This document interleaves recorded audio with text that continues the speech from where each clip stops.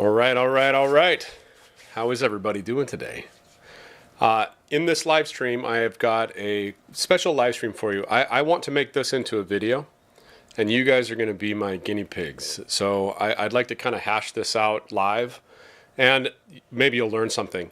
So what we're going to do today is we're going to talk about buying, not a cheap boat. This is a $400,000 boat for $100,000, and what is involved with the refit and refitting it and upgrading it and getting it ready to sail.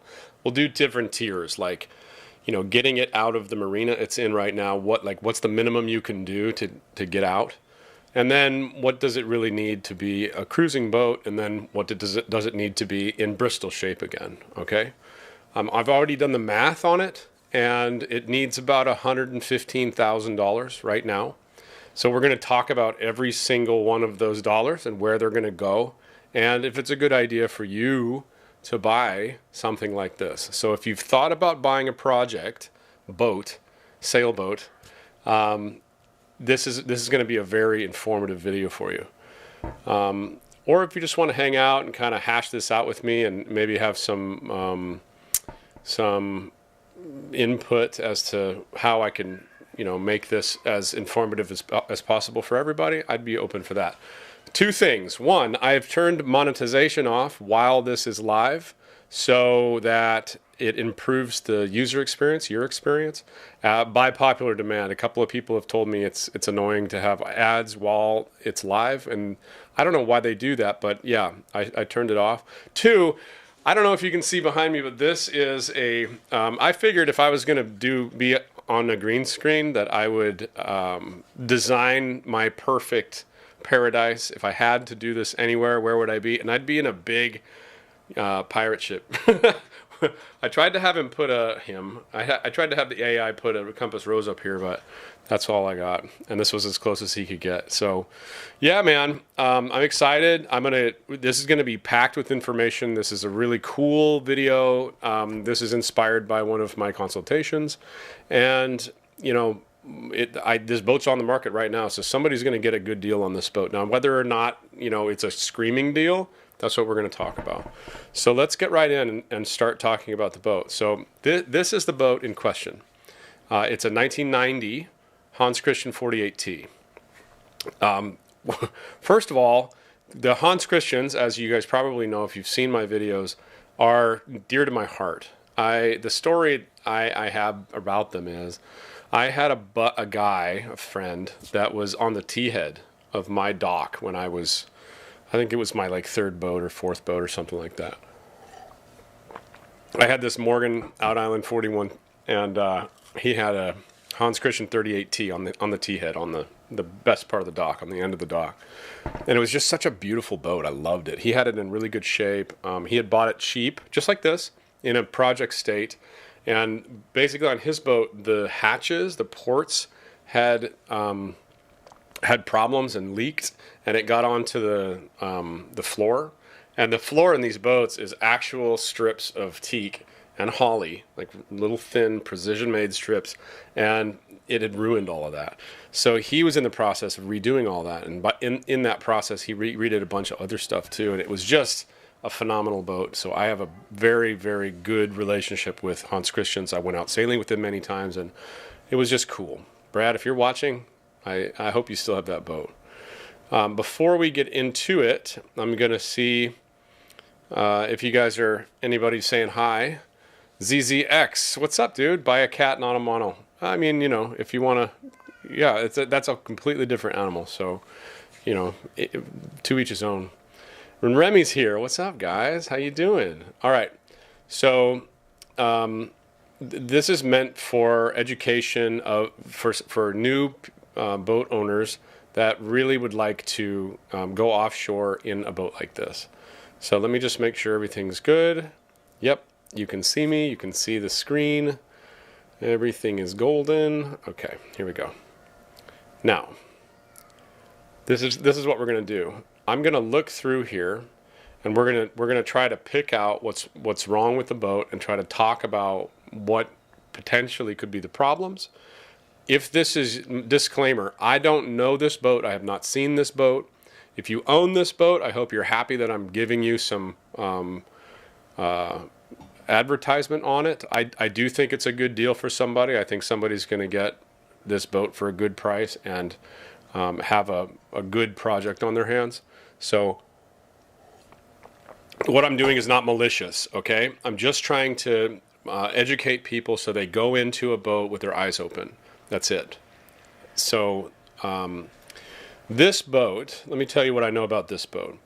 There's about 30 of these, I think, in the world. I don't know how many of them have the factory hardtop. This one does.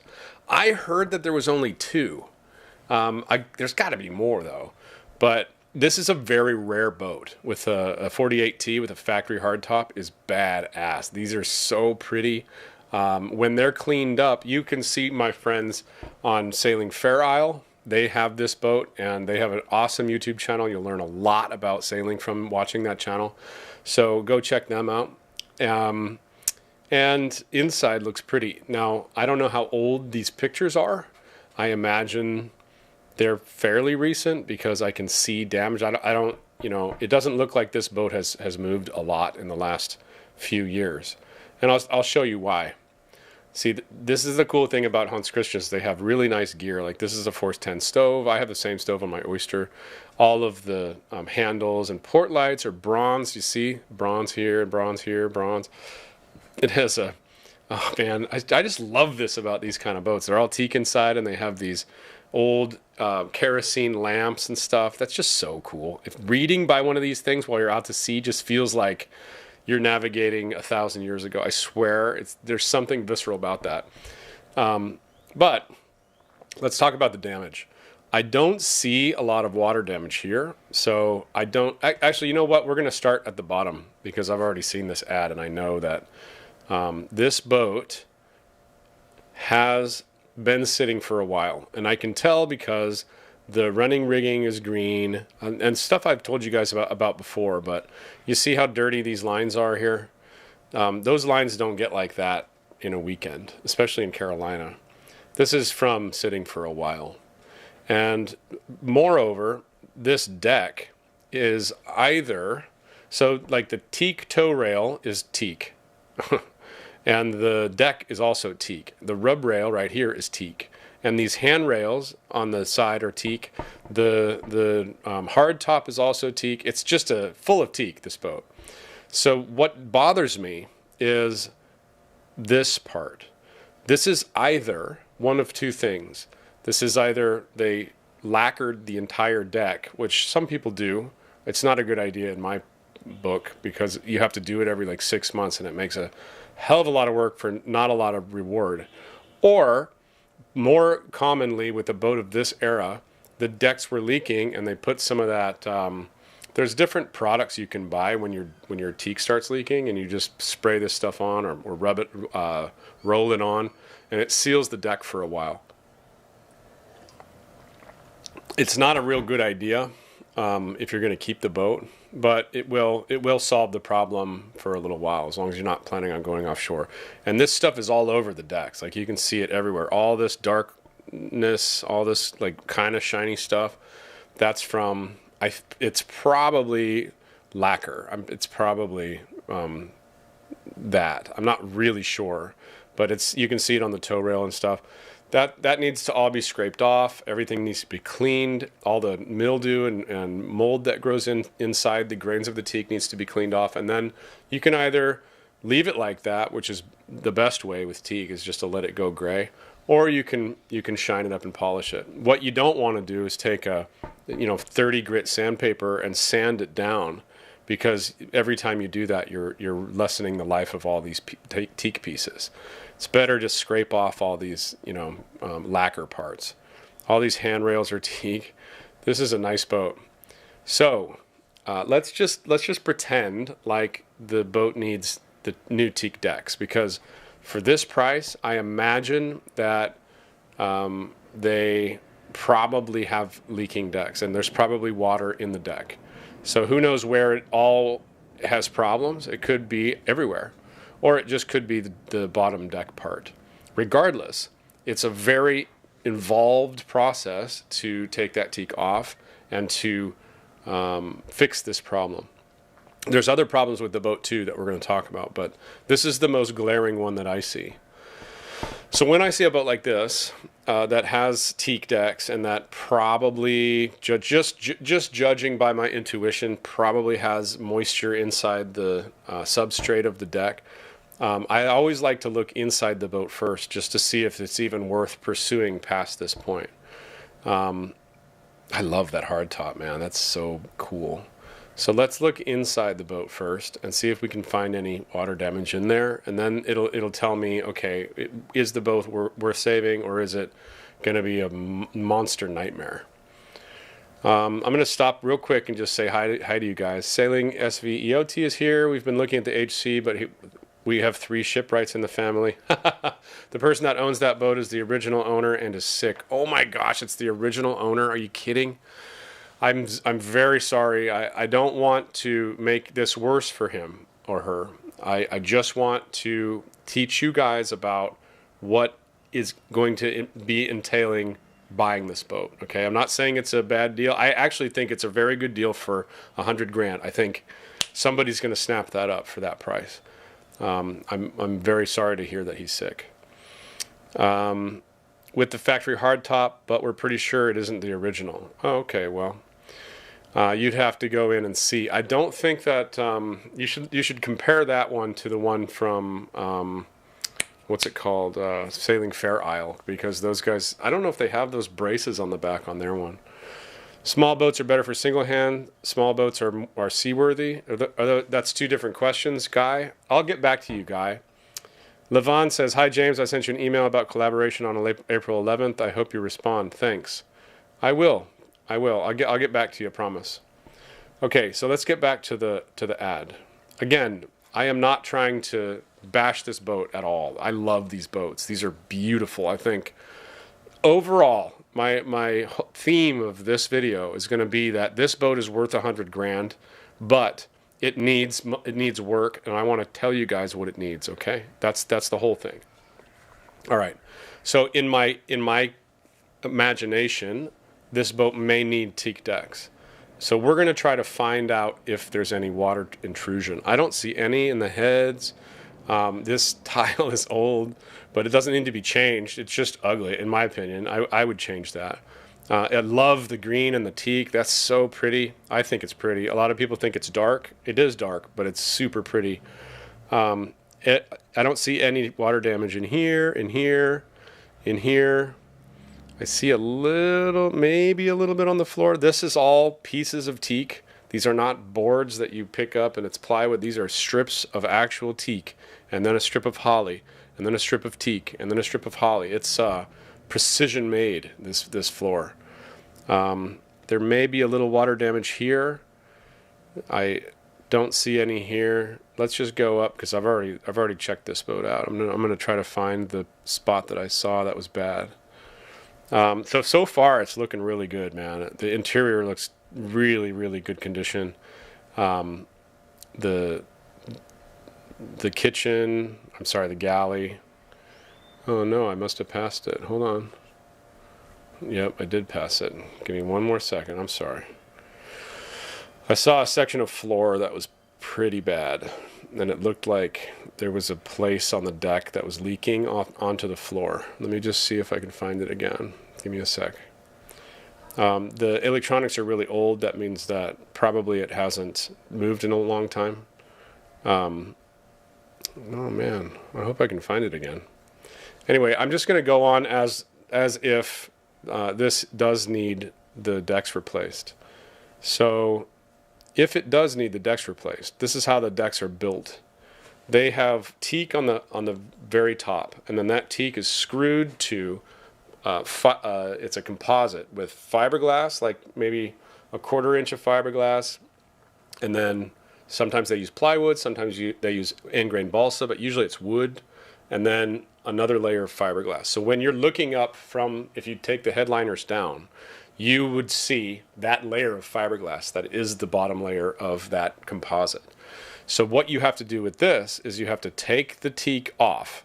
So undo all the screws, and then the teak needs to break to come off. You can't like take it off piece by piece. and put it back. Like once you do this, it's trash. All that teak is trash. And then you have to take the fiberglass layer off, because all those screw holes now let water in, and it got into the substrate of the wood. So now it's inside, they call it the core. So now I'm taking off the fiberglass, I've taken off the teak, I've taken off the fiberglass, I've taken out all the screws, and now you got to dig out any wood that is wet, okay? So if the wood is wet, it's got to go. You wouldn't do this whole job and leave wet wood in there. It would be stupid. Just take it all out, and then you got to replace all the wood, and then you got to replace the fiberglass. And then the thing about when you build a boat is all of this is the level where if a big bucket of rainwater hits right here, it can all drain off. If you now take this teak out and it's got a big hole right here, all that water is going to pool in that hole. So now you got to figure out a way to make that the same level. Either put teak back on it, or raise it up with the fiberglass, or figure something out, because now you always have to think of where's the water going to go. And if it sits in a pool in one spot, then you're screwed. That it'll just get in there eventually. It'll sit there until it finds its way in somehow, or just ruins everything. So that is the biggest problem. So how long will this take you, and how much would it cost? I know a guy that did a Lafitte 44 in 31 days in the hard, and it cost him $10,000. Now, will this one cost the same? I think if you have someone do that job in the States, it's going to be super expensive. I think if you take it to another country where the cost of labor is lower, then it's going to be a lot better. I also think if you were to do most of this yourself, like if you could find a yard where you could haul the boat out and keep it out on the hard for a couple months and work on it, then yeah, you can probably get this done for probably 10 grand, I'd say. I don't know that for sure. Oh, here's that picture right here. Here you go. See that? That is what happens when real teak decks, teak and holly decks, get wet. That's what it looks like. And that's what it looks like to me. I don't know for sure. It doesn't mean it's not repairable. This is all repairable. I mean, the guy that was on the end of my dock bought a boat just like this, and it took him a few months, and I saw this process happening, and it was fascinating to me at the time, because I had no idea what he was doing. Like, it was way over my head at the time. But it's just a systematic, exact science of getting those lines perfectly straight and putting that down and knowing how to glue it down and knowing how to screw it down and knowing how to make the holly strips and knowing how to make the plugs and you know, sanding it correctly and then lacquering everything and making it look beautiful. And man, my buddy Brad did, dude. His boat was beautiful. So this is the problem here. And who knows what else. If it's gotten into the bulkheads or something like that, that's always a problem. This is a common problem with Hans Christians, because they have those screwed on teak decks. So anyway, so we've got about 10 grand, let's say 15 grand for the haul out. That's $1,500. Every month is going to be about $1,000 on the hard, and then we're going to have to spend another, let's say 10 grand on all the stuff we need, to resin and glass and, you know, tools and whatever we need to, you know, like maybe to dump all this crap. It's going to cost 15 grand to do this job. Okay. That's probably a little low, especially if you pay anybody, especially if you do this job in the States. But let's just say 15 grand for the teak decks. Now, I would venture to say that if there are sails in here, it almost doesn't look like there are, but if there are sails in here, they are probably toast, just because they're so flat that usually a new Dacron sail takes up a lot more room than that. It's just in my experience. So I'm just gonna go with everything's bad, and we're gonna try to figure out how much it's gonna cost. So a new set of sails for a 48-foot boat are about $15,000 to $20,000, depending on what kind of sail configuration that you have. We're going to err on the side of caution right now, and we're going to go 20,000. So we're at 35,000 now. Now we need standing rigging, because the standing rigging is probably old. I bet you it's old. And also, it's a 1990, so those chain plates are now, let's see, 35 years old. It's time to go. If you're going to redo the entire rig and take the mast down, you might as well replace the chain plates as well. So the rigging on this thing, Hans Christians have a lot of rigging. They have extra rigging. It's like they have forward and aft check stays. And usually split back stays, and then they have a baby stay and a staceless stay. That's the baby stays this one, the staceless stays this one, the fore stay, the two check stays, the cap shroud, intermediate shroud, and then the back stays. So there's a lot of wire here, man. There's a lot of stainless steel. So I imagine it's going to be somewhere around installed by a professional because doing this job is pretty big. It's going to be somewhere around, I'd say, 12 or 13 grand in steel, and then probably four and a half grand in labor. So what are we at there? 17. So let's say 20 G's all out the door. So now we're up to 55 grand, right? And then the chain plates are going to be, let's say, another 5 grand. So now we're at 60K.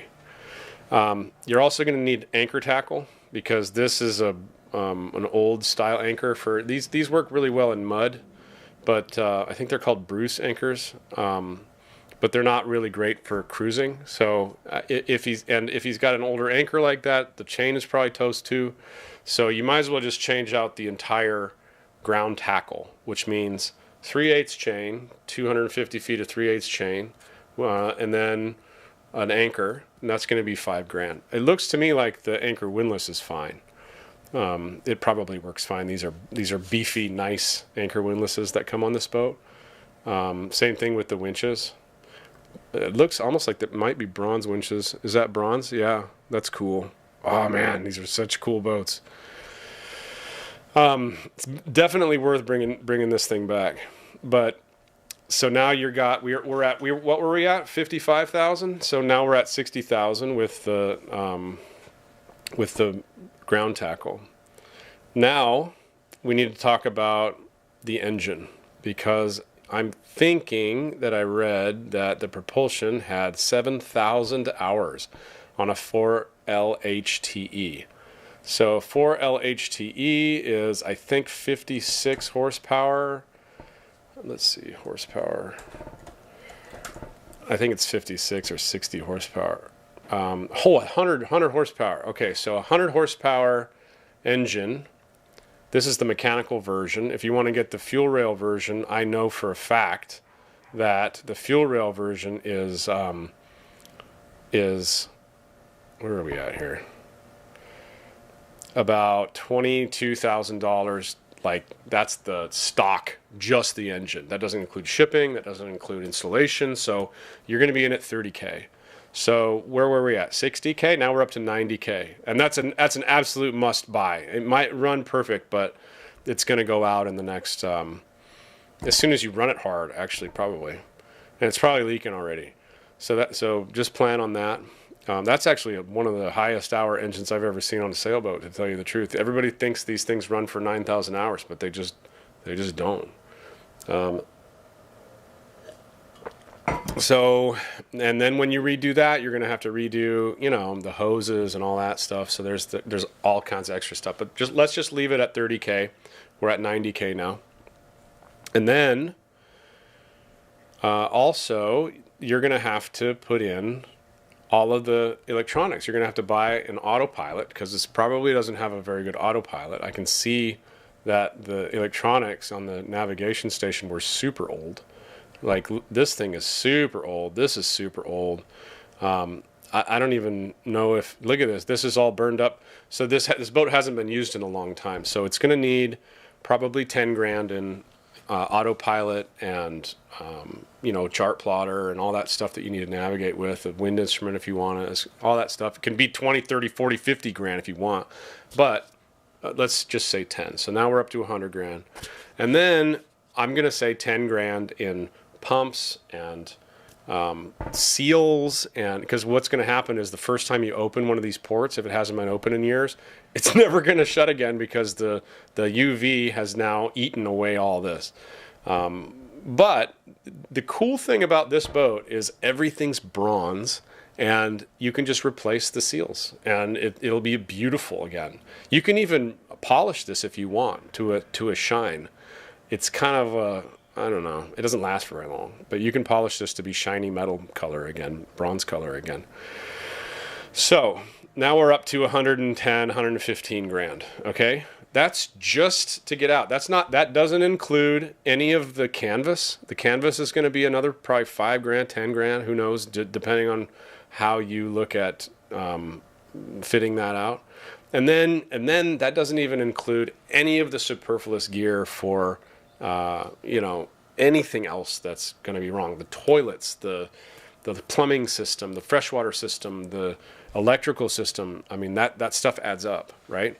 So I would imagine no upgrades. So like this stove is old. It's missing some knobs. It needs to be replaced. That's $2,500 there. I mean, everything adds up. You know what I mean?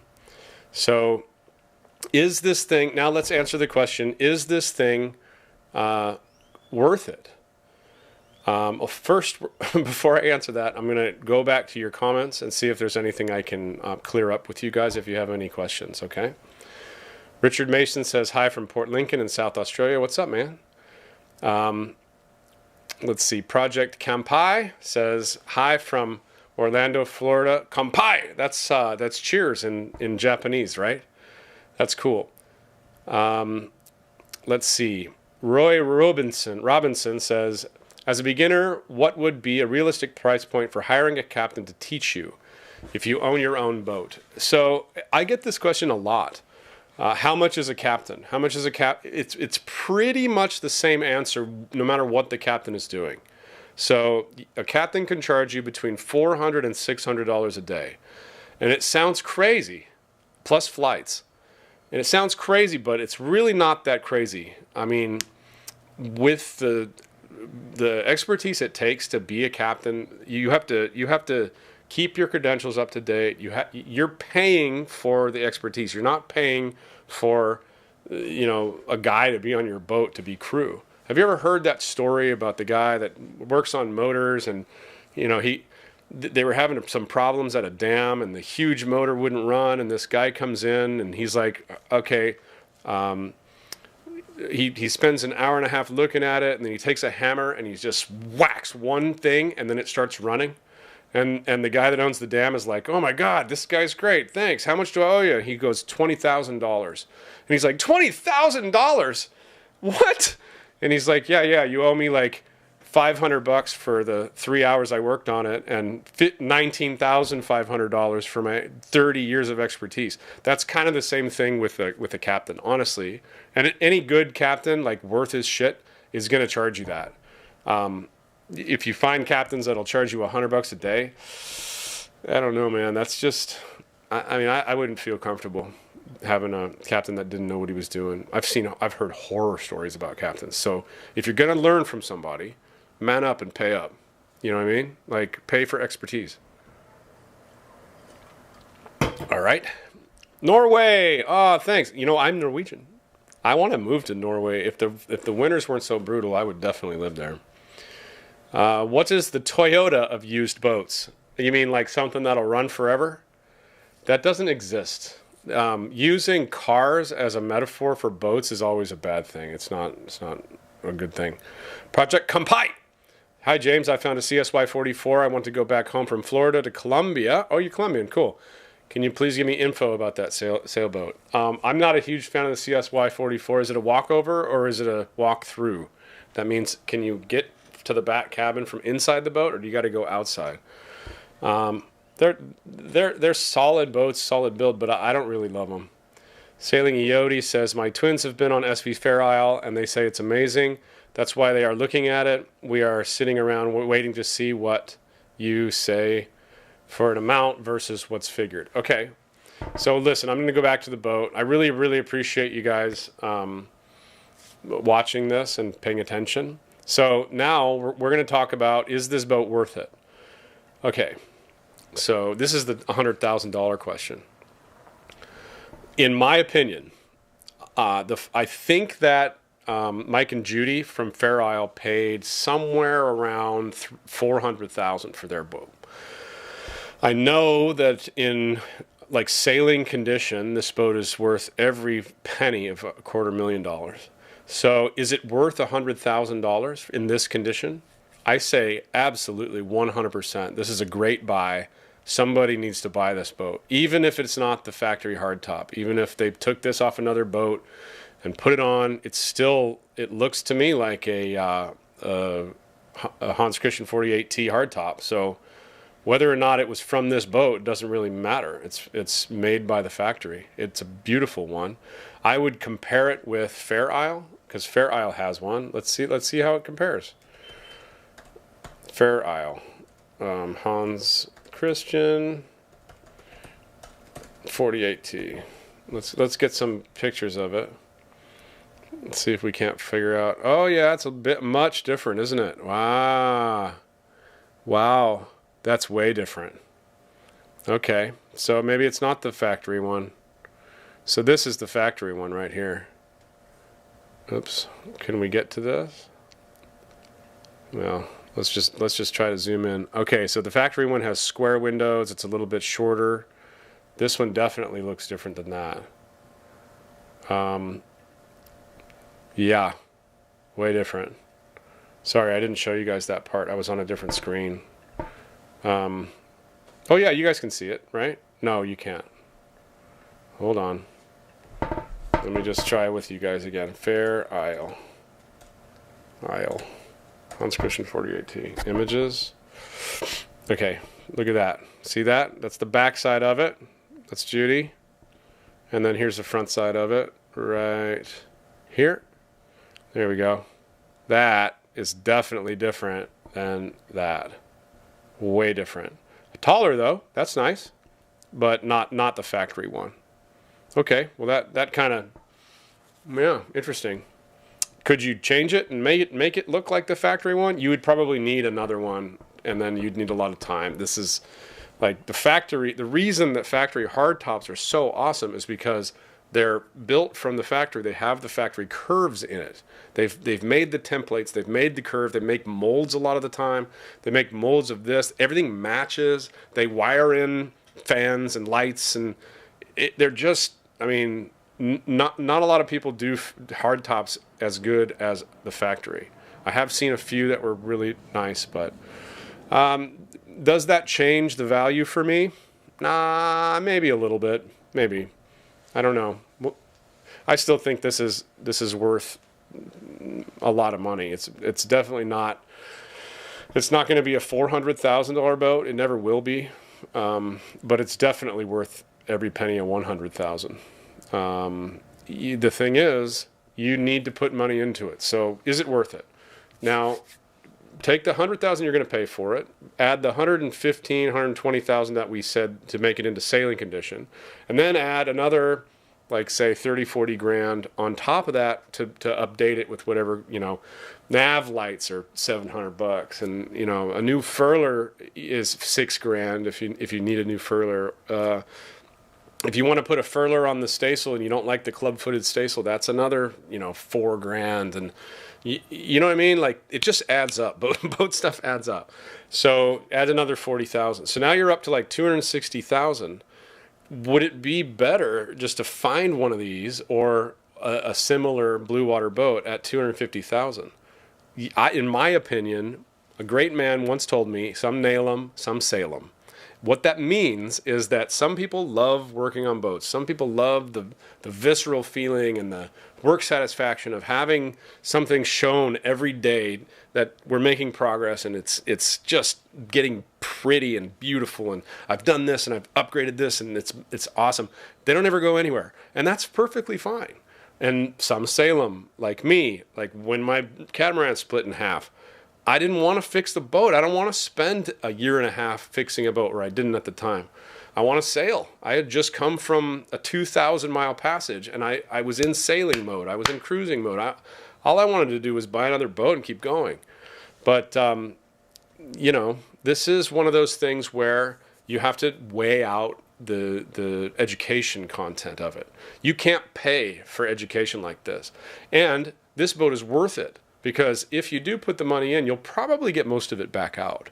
And this boat is worth saving. So it would depend on, like, can you find a used motor and not pay $30,000 for the whole job? Can you do the deck yourself? Can you, or maybe it doesn't even need to be done. Maybe that's just in my own head. Can you fix the floor yourself? Can you maybe redo the hardtop, or you just don't care? Can you buy a sewing machine and make your own sail cover? I did that. I mean, I didn't sew ever before, and you could save a whopping amount of money. A whopping amount. That's funny. A lot of money if you did a lot of this work yourself, and then you'd be on top. Are you going to ever make money on this? In my experience, no one ever makes money on boats. Most people lose their shirt. Are you going to lose your shirt? Probably not. I'd say if you bought this boat and put 135 grand into it and made it nice, it'd probably be worth 235. I mean, in my opinion, I don't know everything about pricing Hans Christian's 48Ts, but I know they're not cheap and I know they're nice boats. So now if you went crazy and you went like Bristol and you got a brand new teak deck put on the thing and it cost you 40 grand to do that, you're never going to make your money back out of it. But sometimes it's a labor of love. It's not about the money. It's about knowing the boat and learning all that stuff. And I guarantee you're going to know this boat like the back of your hand if you were to upgrade it like that. Now, I'm going to go back to your questions now. Why would this seller even post this for 100K? I think it's a good deal for 100K. Let's see. So just buy a new boat. Okay, work hard. Hold Bitcoin. So just buy a new boat. That's a common fallacy where people think that boats are like cars, again, because they're used, or houses, where you buy a new one and it'll serve you well for years. That's not the way it works with boats. As a matter of fact, a lot of the time, if you buy a new boat, it's even more problematic than an old boat. A lot of the time, if you buy like the first few of a series of boats, they're still working out all the kinks. They need to make their money, so they're going to sell it to you without all the kinks worked out. And man, I have so many stories of people that bought new boats and were just destroyed, just killed their cruising dreams, man. Don't think that just because it's new, it's going to be good. It's not a Toyota. It's not a Honda. It's a boat. They are inherently problematic. So basically what I'm saying is the boat's worth it if you have 100 grand and you want to have a great boat and you want to fix up that boat over the next few years. I guarantee you that this refit for this boat is going to be at least 9 months. I'd say 9 to 12 months. This is a lot of work, this boat, but it's worth it. And I say that it's worth it because it's 100 grand. You can put 100 grand into it. You can learn the boat. You can have this boat that you love, that you're proud of, that you want to show off to everybody. You're going to be the talk of the marina wherever you go, or the anchorage, because these are super rare and badass, and they sail well, and they're full keel, and you can't like hurt them, and they're sick boats. So if you have 100 grand and you want a really nice, beautiful 50-foot boat, do it. Go get this boat. Pale Fox, looks like a Calvin above that leak. Oh, yeah, maybe. Yeah. Can you Google Alberg 30 Tropica? I know what an Alberg 30 is. Those are beautiful boats. Beautiful boats. Is it worth 19,000 Aussie dollars? I don't know. It sounds cheap. Chris G says, looks like 60K would even be high in that condition. These are expensive boats. These are not cheap boats. So I don't know about 60K. You would have to make that decision yourself. How much it is. You can talk to brokers. There are brokers have this MLS kind of thing that they look at. They're called comps. So it's comparison data. So if you called that broker and he could give you the comps for that boat, which are the last 10 years or 15 years of boat sales for these exact boats, Hans Christian's 48Ts, all of them that have been reported, and it'll give you an idea of what they're worth and what they sell for. And you got to take into account the layout. The layouts matter, and condition, and if they were factory hardtops or not, because factory hardtop boats are always more money.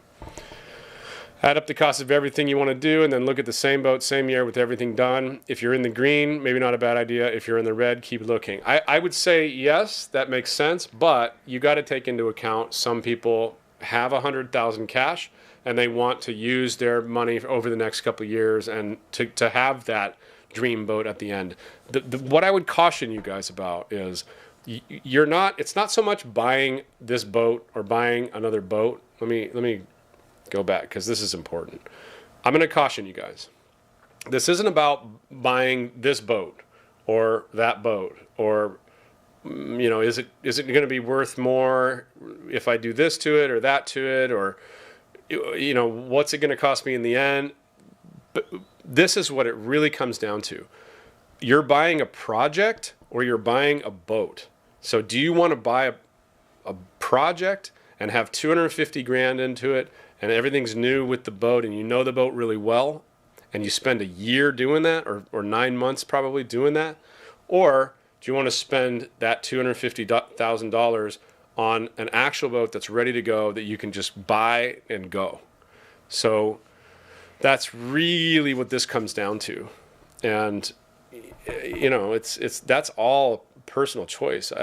There's nothing that I can tell you about whether this is a good or bad idea or a good price. It's really, do you want to buy a project or do you want to buy a boat that actually sails? Sailing Attitude says hi from Nova Scotia. What's up, man? Tolkerin says hi from Cape Town. Cape Town, awesome. What time is it there? Jonas Miklovis says hi from Lithuania. Wow, cool. That's awesome. Thanks for joining. Jupiter, Florida. Thoughts on this one? What is this one?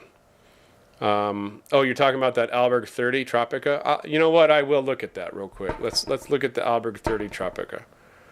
Hold on. Let's look at the Alberg 30 Tropica. I love Albergs. Alberg 30 Tropica. I think that's what... what's that guy's name that sailed around? He circumnavigated North and South America, went around the Horn and went through the Northwest Passage. I think he did it on an Alberg 30. I like these boats. Alberg 30. Used Alberg 30. Single-handed to Australia. This must be it. How much is it? 19,000. There we go. How much is that in dollars? I think it's like $35 or something like that. 12,000 bucks. Okay, let's check it out. Oh, it's got a nice stack pack. That's nice. I love that.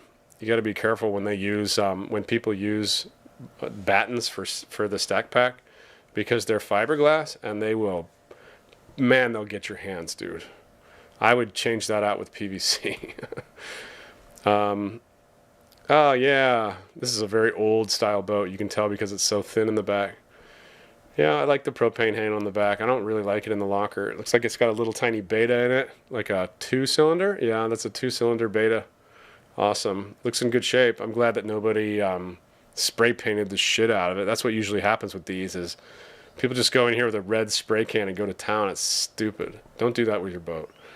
Ooh, that looks a little rough. That's the fridge. I would get rid of that, dude. I would get rid of this whole thing and just buy one of those isotherm fridges and just put it in that spot. Just break all this shit out and put the isotherm fridge there. They're way more efficient. You'll never get this thing to be efficient, especially in the tropics. It's right against the hull.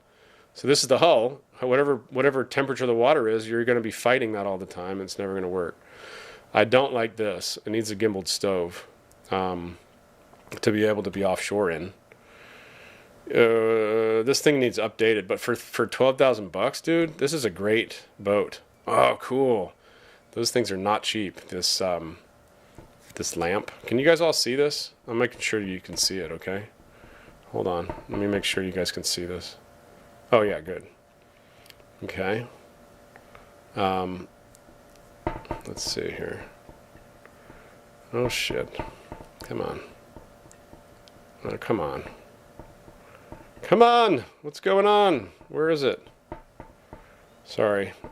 I'm going crazy here. Where is it? What happened to it? Okay, well, anyway, yeah, that's a great boat, man. I'm going to get back to answering questions now. I say buy it. You can't go wrong with an Alberg 30, man. I mean, I'd have to read the whole ad to see if it was worth it. If you want me to do that, I do consultations. You're more than welcome to contact me. You can contact me at svzingaro@gmail.com, or you can contact me at sailingzingaro.com, right? www.sailingzingaro.com, yeah. All right. Sailing Phoenix is leaving Astoria for Hawaii, 19 days, first solo sailing. Oh, good for you. Share your screen. We can't see. Share your screen. We can't see. Uh-oh. My bad. My bad, dude. I'm sorry. I do that all the time. Hold on. Transition. There we go. Now let's try to find that damn thing. I don't know what happened to it. I'm not sure what happened to it. No? No, I don't know how to... Where is it? That's weird. I lost it. Oh, here we go. Here we go. Here we go. Okay. I'm going to talk about this one more time, okay? Just so you guys can see it. So this is the first picture I saw. This is a sloop. It's not a cutter. It's got a really nice, it looks like a LaFrance windlass on it, so that's nice. That's probably worth a few grand right there. It's got a brand new stack pack. It looks like a nice boat. When you see these really thin stack packs that kind of droop down like that, that's because they use battens to make it, and it's not the best thing to put in a stack pack because the fiberglass in there, they're made of big long fiberglass strips. It gets your hands, so I would change that out. But the material looks great. So does the Dodger. Just that alone is probably a couple of grand. Is the mainsail going to be in good shape because it's sticking out and staying there? Probably not. But whatever. You'd have to look at that yourself. I like that it's a tiller boat. My first boat was a tiller boat. It's got a beta, 2-cylinder beta. This is what I was talking about with the refrigeration. So I would just knock all that out and put one of those Domatic or isotherm or whatever units right there. And dude, you'll thank me for that. This is a nightmare. The way they build fridges for boats is just dumb. They put them against the hull and they have like, a bunch of insulation, but fridges are measured by F numbers. And it's really hard even to get an F2 fridge. And all those Domatics and isotherm and stuff are F1, and they're super, super efficient and much better than trying to mess with that. It needs a gimbaled stove. All you gotta do is cut out that and make a gimbaled stove there, or put it here, or whatever. And yeah, this is a good boat. These things are built strong and tough. The big full keel things. I like it. I think it's a great boat. I think you wouldn't go wrong with that, okay? Get it. Now, let me go back to your comments, and I'm going to go ahead and cancel out the window on the Hans Christian because we're done with that. All right. Do you like the Naiad 360? Seems good for single-handed. How do you keep the clean? The Naiad 360. Let's go to Naiad 360. Ready? We're going to do Naiad. I'm going to change it. Don't worry. Transition. Naiad 360. Oh, shit. There's that Hans Christian is there again.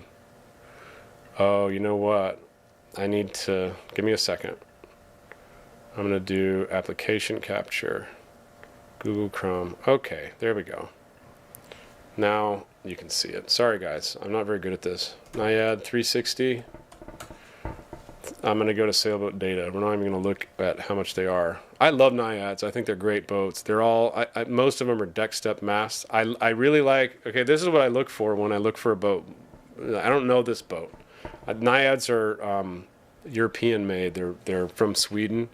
So there's not a lot of them here. They're not super common, but they're very, very nice boats, and a lot of the time they're fitted out really nicely inside.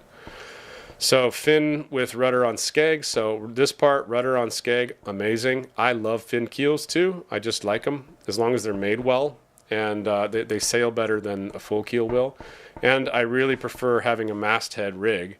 If you don't know what I'm talking about, you need to figure out what all this stuff means. This is part of your sailing education, okay? Masthead, all of the stays go to the top of the mast. In a fractional rig, the back stay goes to the top, and the front stay goes anywhere between 3/8 and 7/8 up the mast. It's basically to the second spreader.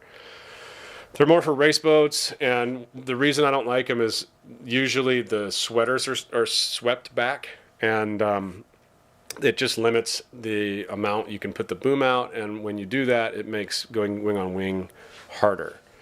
So let's see about the displacement is 15,000 pounds. The ballast is 6,000 pounds. That's what, 35%, 36%, something like that. 42%. Wow, that's a lot.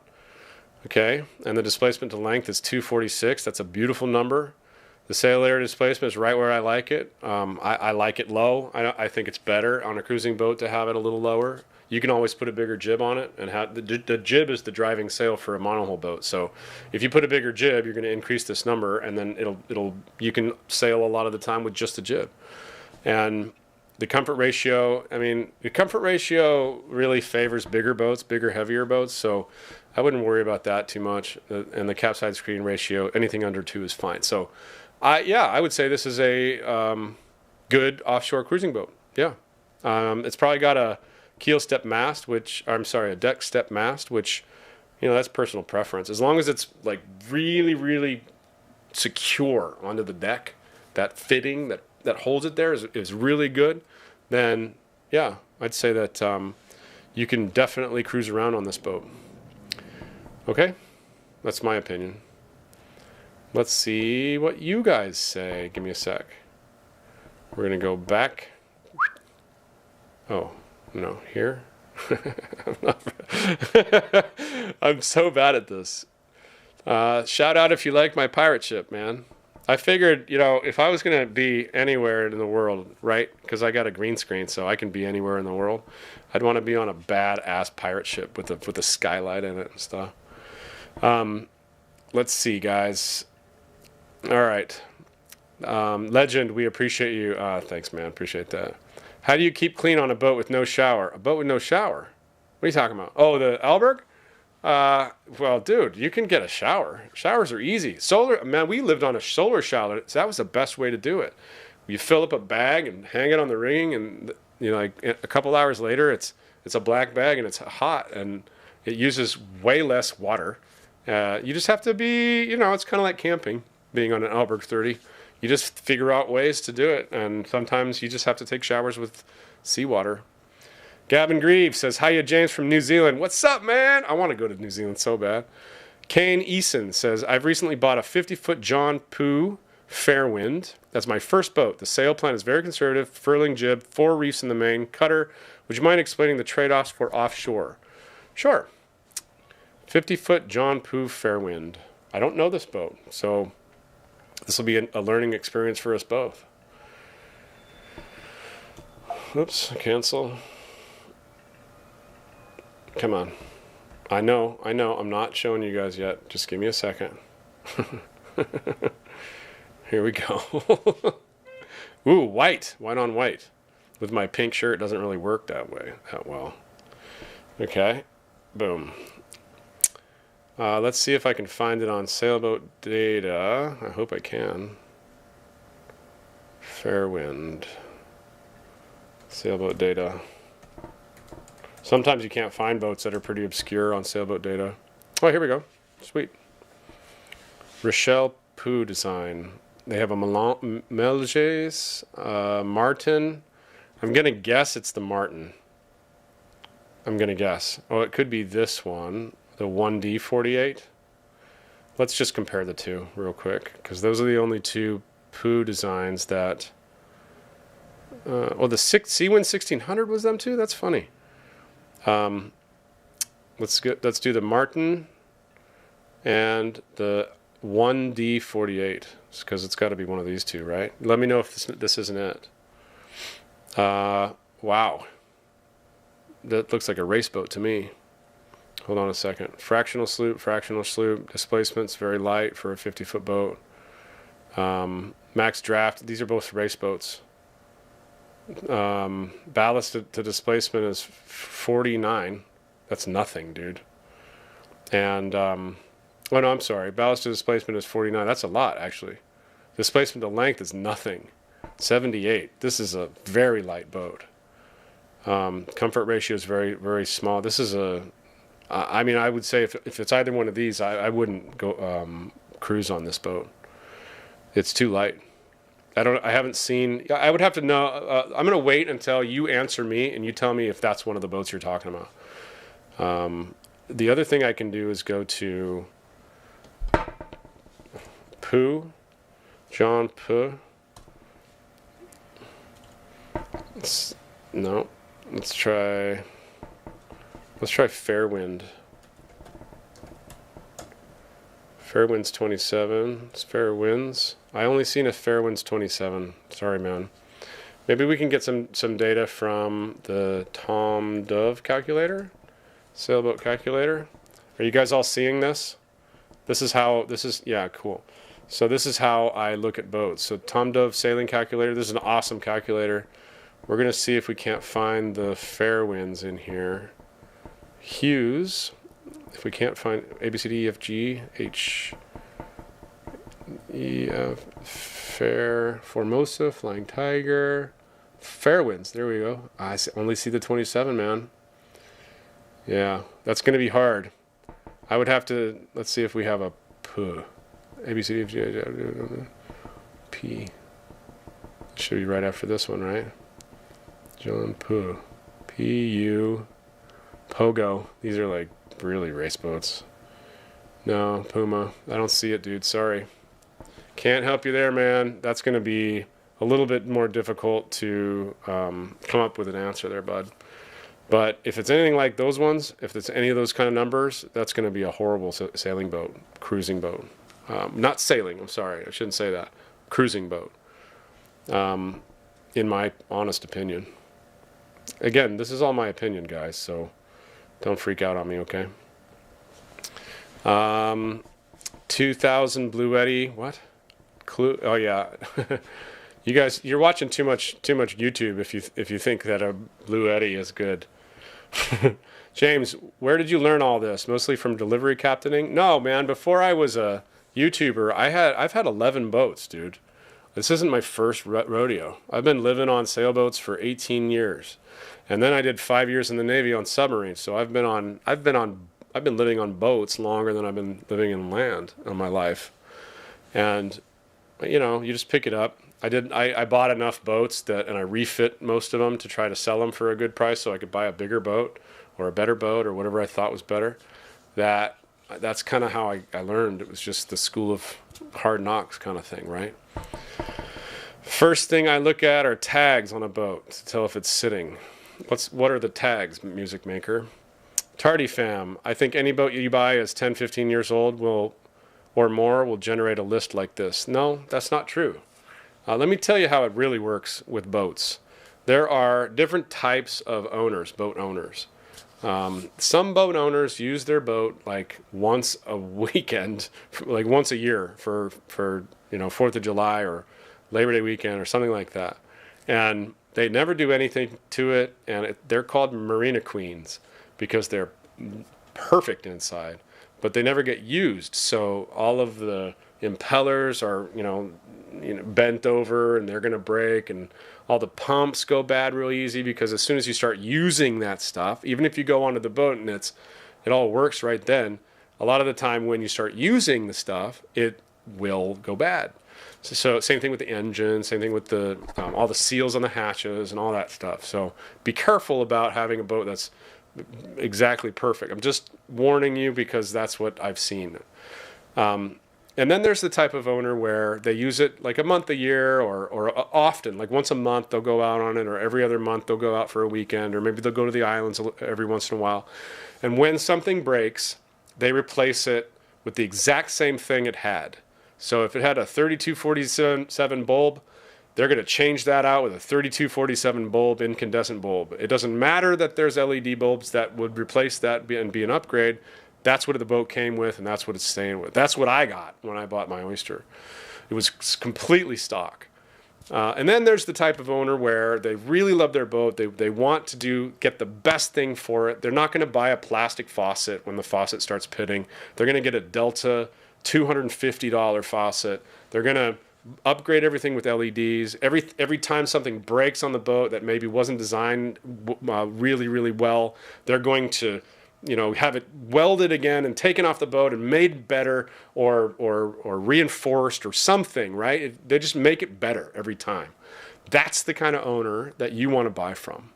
And just saying like a blanket statement that a 10 or 15-year-old boat is bad or all of them will have a list like this is not right.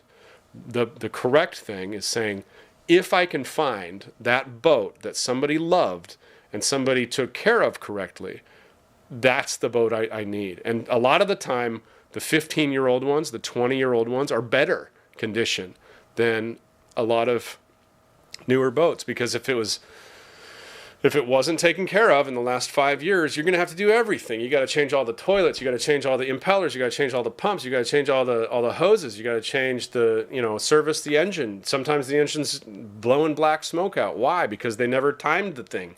As soon as you get it and you go to get out of a storm's way and you're running it at 100%, it's just going to blow all the rings out of it.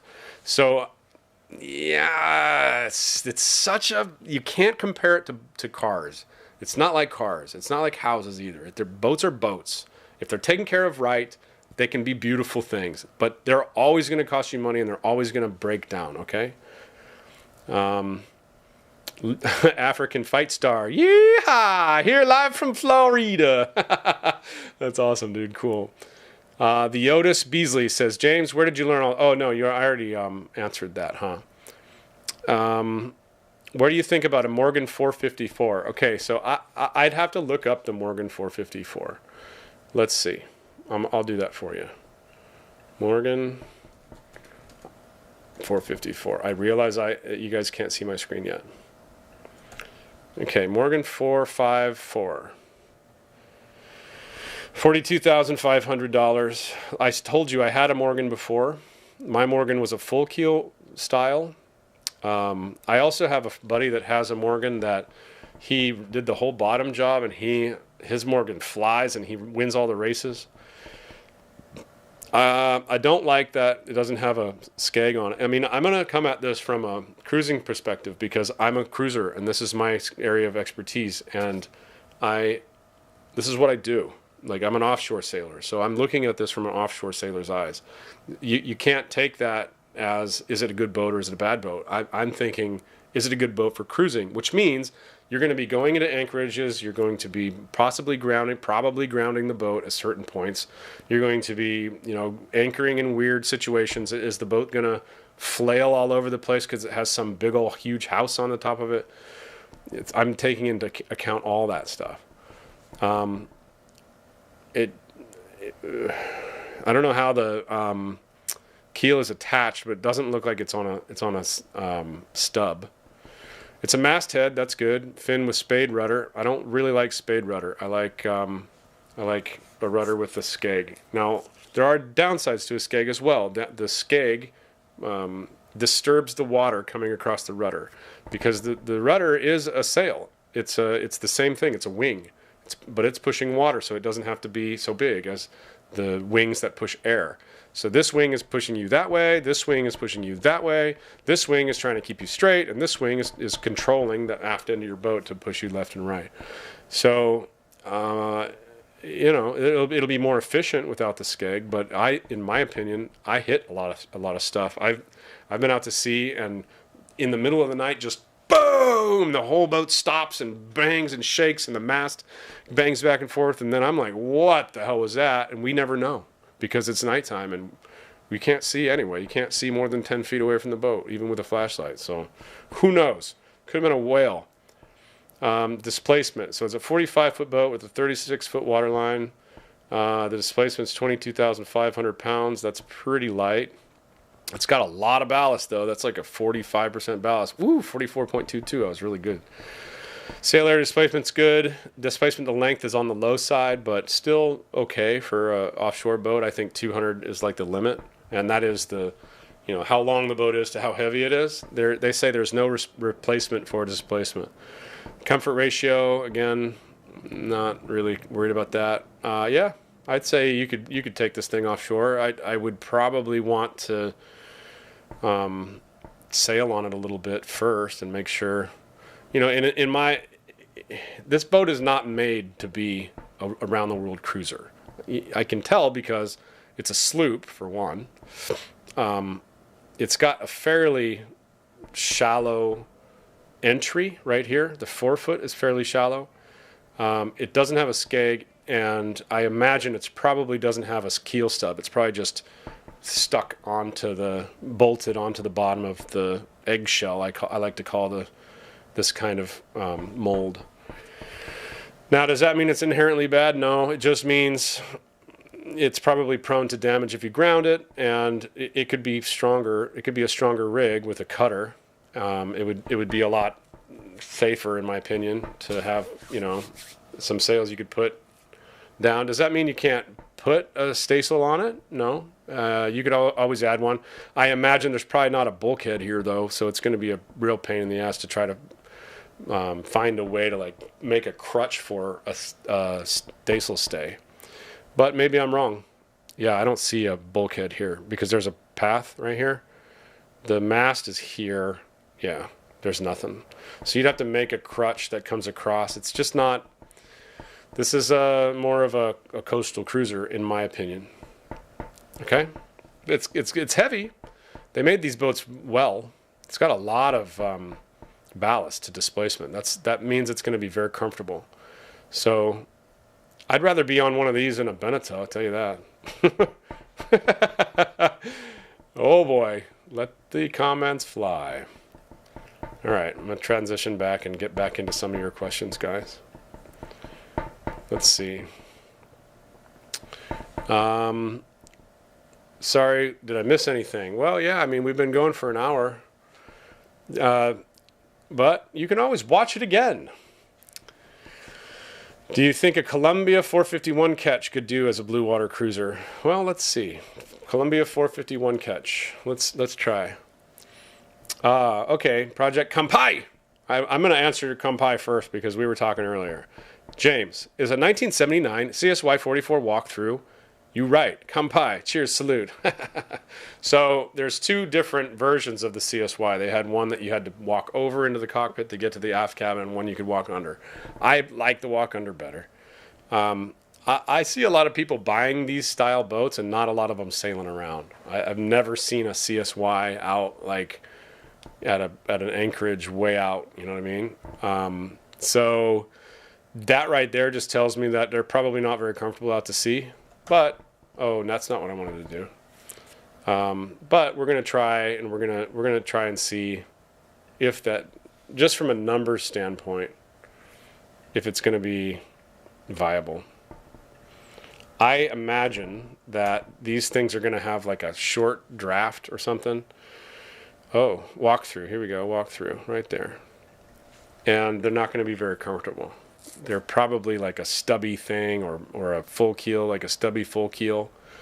Oh, it's a fin with a rudder on skeg. Okay. And it weighs 37,000 pounds. That's great. Displacement to length is really good. That's the same as my Oyster. Sail area is a little low. Ballast displacement is a little bit on the low side, but still good, really good. So by the numbers, just by the numbers, see, shoal draft. So yours is a catch, and it has a shoal draft. Max draft 6.5 and shoal draft 5. I'd say if it's a shoal draft, forget it. The thing's going to be not a very comfortable ride. If it's a deep draft boat, yeah, maybe. I think it's got a club-footed staysail here, so that means this little club at the bottom of the staysail goes back and forth, and it's self-tacking, which is very good in offshore weather. Yeah, man. Everything about this boat says it's okay for offshore.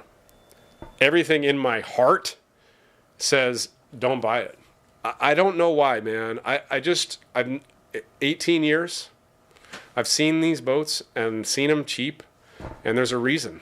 They're cheap. There's something about them. I don't know what it is. I'm not really sure I've ever had one, but I wouldn't buy one.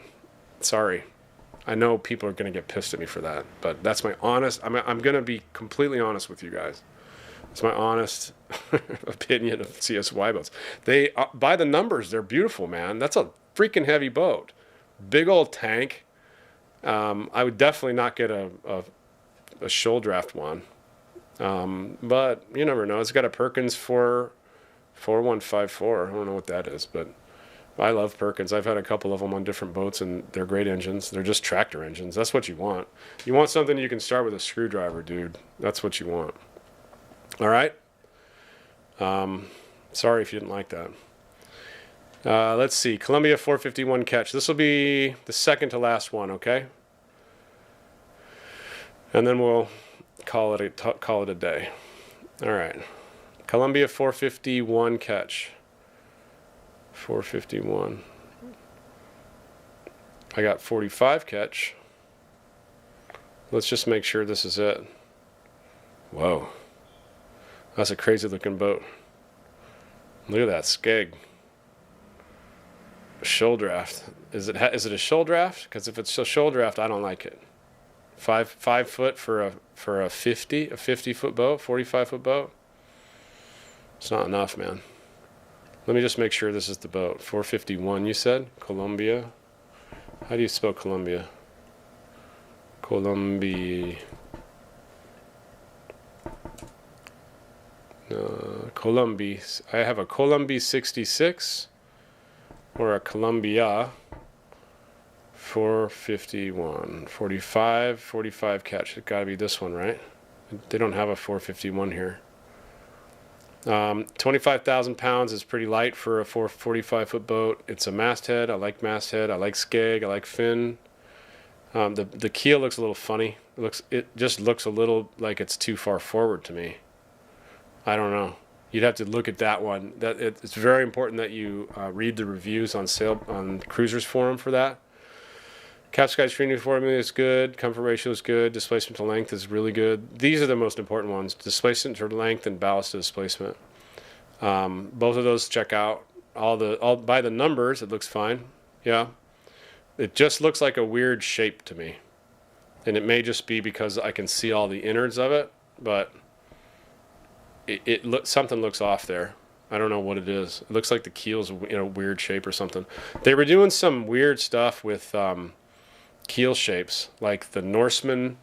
It was the Norseman 445, I think, or the Norseman 400. Had the guy that designed it was a very good designer, but he didn't really know boats that well. He was like a genius architect, but didn't really know boats.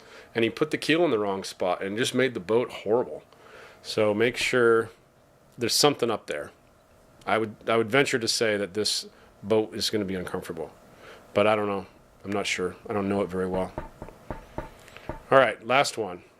I'm going to go through a couple of your comments. Thank you guys for watching. This has been super fun.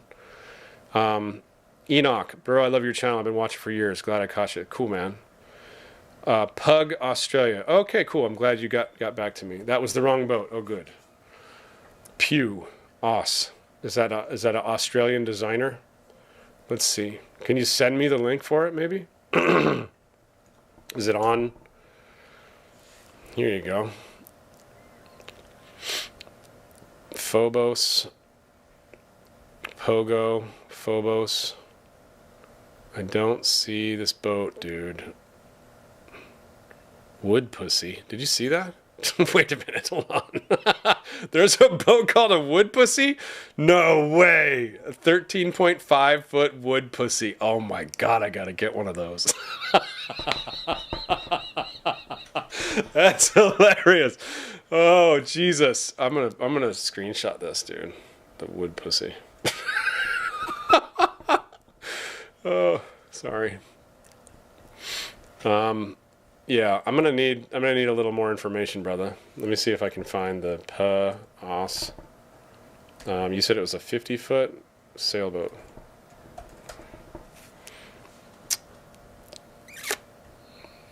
Yeah, man. Not sure. Is this it? Whoa, that's a cool looking boat. Wow. That thing looks fast. Yeah, man, I don't know. Sorry. Oops. Let's just try one more thing. John Puh. Huh. Is this one of them? Like a 54? That's like a pilot house version. There's a 42 pilot house cutter. Is yours a pilot house? Sorry, buddy. You're going to have to show me a link or something because I can't find it. Let me go back to the questions. Chris Conrad says, I appreciate all the knowledge you share. Thanks, buddy. Digger says, 8 dinghies, 2 monos, and 1 cat. Frederick says, always have an expert look it over. Yes, sir. The U.S. registered, pay in sailwater, like car registration. Moody 46 is a great boat. That's a good boat, man. Thank you for your info. I really appreciate you guys watching and hanging out with me and thanking me. I appreciate that. I'll answer one more. Nicholas Stewart says, hey, James, there's a Hans Christian 43T for sale in Australia called Tondelayo. Can you convince me not to buy it? Okay, let's do that. Since we started with Hans Christian, we'll end with Hans Christian. This will be the last boat review that I do, okay? We're going to make sure that we're transitioned over, and then you guys can see my back end of Hans Christian 43T for sale. I hope it's on YachtWorld. Nope, that's in Panama City. It's always in Australia that I can never find these boats. Let's see. Tonayando copy. Hans Christian 48. Oh, here we go. Yeah, right here. Oh my God, that's a beautiful boat. Wow. Why does it have plastic all over it? Right there, what the hell is that?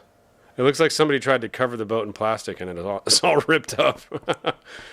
Let me just take a look at it real quick. I need to turn the... I love these boats, by the way, so I'm probably not the best judge of character. A lot of people don't like the canoe stern because it gets in the way. I don't think it's bad. I know a guy that had a arch made, and he had a seat put back here in the arch and integrated davits, and the arch kind of came up around it, and oh, it was cool. It looked really neat. The decks look great. I see all the bungs in it still. This is a 1986. Dude, these decks look really good for that age. Somebody took care of this thing. Oh, it's mosquito netting. Why would you do that? I wonder why that's there. Oh, somebody knows more than I do. It's to keep the mosquitoes off at night. They must be in like a bay with mangroves everywhere. Dude, they mosquito netted the entire boat? That's insane. I've never seen that before. I'd be worried that the boat hadn't moved in a while. I mean, all that crap over the sails. Yeah, this looks good. Dodger looks good. All of the wood has been recently cleaned, so that's why it looks all pretty like that color. It means all the wood has been recently cleaned. If this were a boat that was neglected or sitting, all this wood would be gray. And what happens, the way that you figure out if this wood's been taken care of, I guess you could say, is if it's wood color, it's either been sanded recently or cleaned with like OxyClean or some kind of like brightener and scrubbed. And a lot of the time when you scrub wood teak like that, you'll take some of the pulp away from the teak. So it's really not that good to do that very often. But when the boat's cleaned like that and then you leave it, in about 6 weeks, it's going to be all gray. And the gray will look exactly like this, but it'll be gray. It'll be super pretty gray. And it's nice, and leave it like that. And then over time, it'll start mildewing in all of the creases and all of the grains, because the grains are going along the teak, and it'll get in there and it'll start turning black. So you'll see like black and gray, and that's okay too. You can just leave it like that, but eventually you'll have to clean it again, and then it'll turn gray again, and then so this one's just recently been cleaned. It looks beautiful. I really like this boat. Oh, it's been shined up. All of the the compression post has been shined. Oh man, these sinks are so awesome in all of these boats. I really love these boats, man. They're so pretty. I don't see anything glaring, man, except this tile is audacious and gaudy. It's even got a wooden seat cover, toilet seat cover. That's crazy. Looks beautiful. Yeah, I like these boats. I don't see anything wrong with it. The wood looks in good shape. Wow. This is one of the nicer ones I've seen. Somebody went through and polished all the steel, or all the bronze. This is a nice boat. Convince you not to buy it? I'm sorry, I can't. This is a nice boat. It's a little bit expensive, but it's not overly expensive. It's probably right where it needs to be, especially for all the work he's put into it. I would have to read the entire thing in English. Right now it's in Spanish for me. Fecha de última inspection. So it had a survey in 2023. So get that survey. If you want me to check it out for you, I'd be happy to. Just contact me, sailingzingaro.com or svzingaro@gmail.com, and I'd be happy to go through this entire thing for you and look at the survey if you're really thinking about buying it. It's a nice boat. I like that. All right. I'm getting out of here. Thank you guys so much for joining me. Please leave us a like if you haven't liked it yet, and I'll see you next week with another thing. I hope this helped a little bit, and I think I'm going to make that Hans Christian into like a good training video, so I can have it as a, like a reference for people. This is what you're going to be in for if you have an older boat that has leaky decks. This is all the things you need to do. So thanks for being my guinea pigs for that. Peace, love.